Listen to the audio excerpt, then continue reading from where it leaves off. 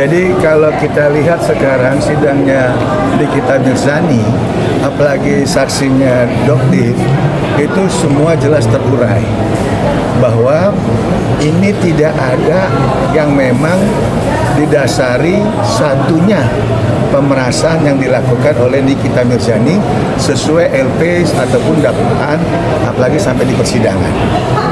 Karena apa? Ini adalah terkait masalah satu produk yang memang ada masalah. Bang, tadi katanya JPU selalu memotong setiap saksi sama terdakwa berbicara. Dari pihak Saksi. yang dipotong. JPU-nya memotong. Nah, disinilah yang sangat kita sayangkan, karena saksi itu di dalam satu persidangan itu diharapkan untuk membuatnya terang satu masalah, bukan malah dibatasi keterangannya. Apalagi kalau saksi ini itu merupakan saksi fakta yang memang dia tahu tentang satu produk yang memang juga dia bisa menerangkan secara gamblang, terutama dalam persidangan. Itu sangat-sangat kita sayangkan. Bang, meskipun jadi saksi, tapi Doktif sendiri produknya baru aja ditarik oleh BPOM. Mungkin ini seperti apa, Bang? Akan memberatkan Nikita nggak, Bang?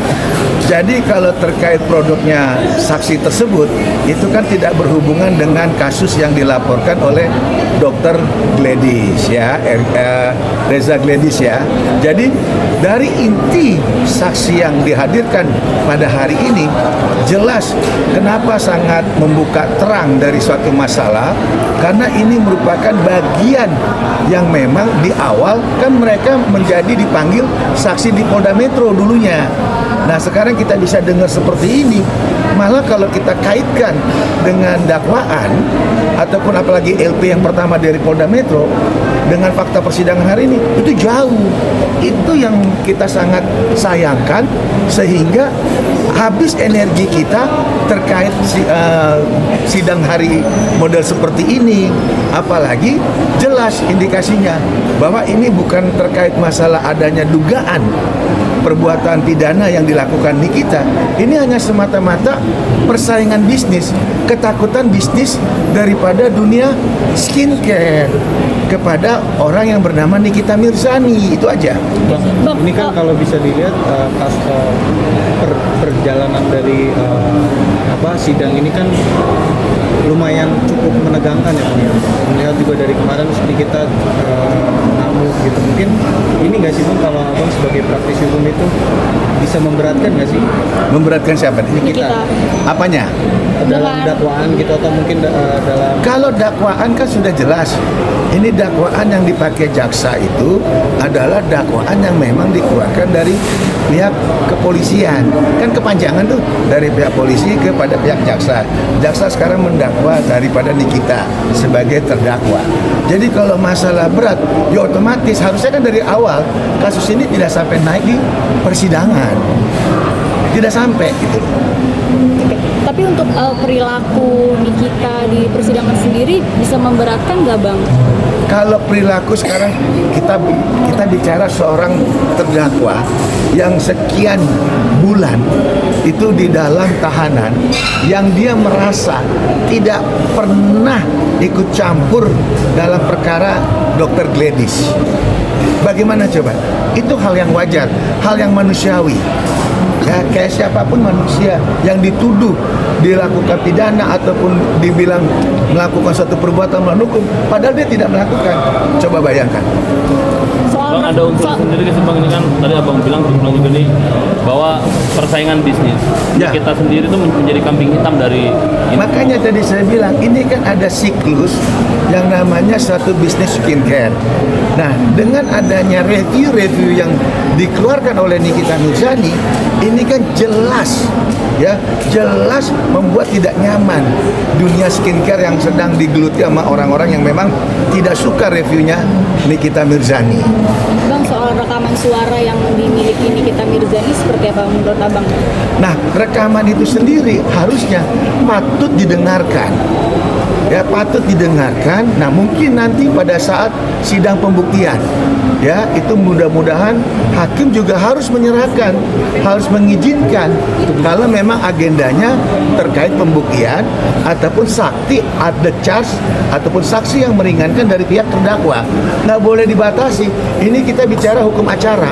Hukum acara itu harus lengkap.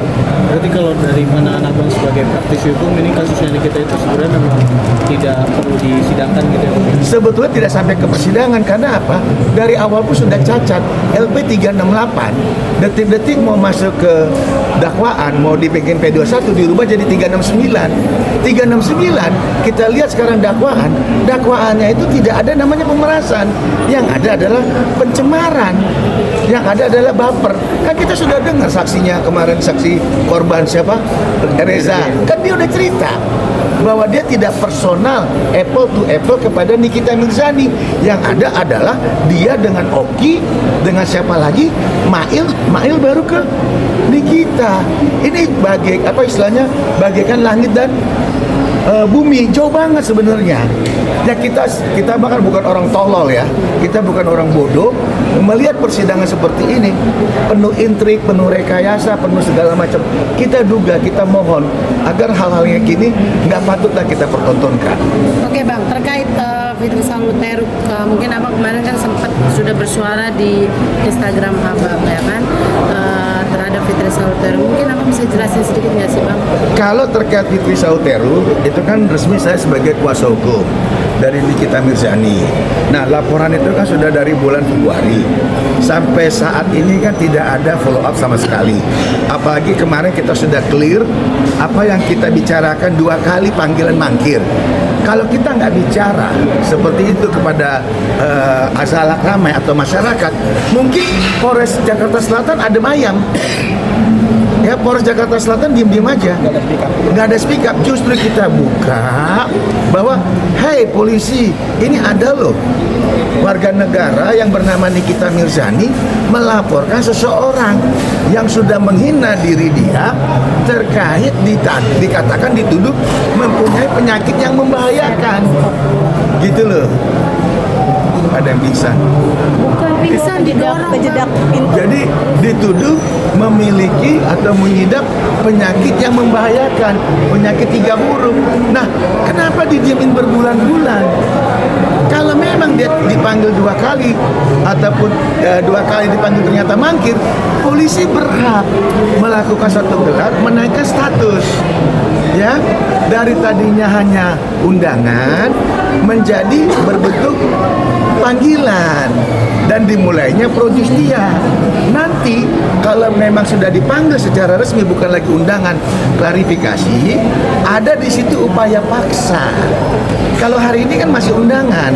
Padahal kalau undangan sudah berapa bulan, dari Februari, Maret, April, Mei, Juni, Juli, Agustus, sudah hampir 5 bulan. Coba kalau kita nggak ngomong, mungkin 1 tahun 2026 mau habis nggak ada, mungkin nggak dibuka karena dianggap Nikita sudah di penjara, gitu loh. Nah, sekarang saya speak up Polres Jakarta Selatan, apalagi Kapolresnya baru, apalagi kita tahu juga Kapolda Metro kan sudah diganti, Polda Metro Jaya. Kita minta dong adanya equal, adanya persamaan hak.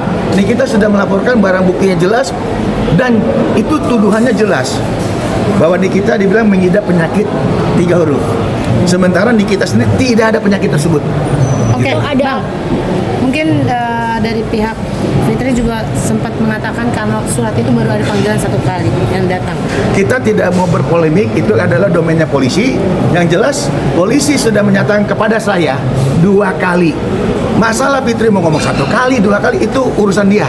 EGP kita nggak ikut campur. Yang kita ikut campur adalah polisi secara faktual sudah manggil 2 kali. Itu intinya. Oke. Ada lagi? Terima kasih Bang. Terima kasih banyak.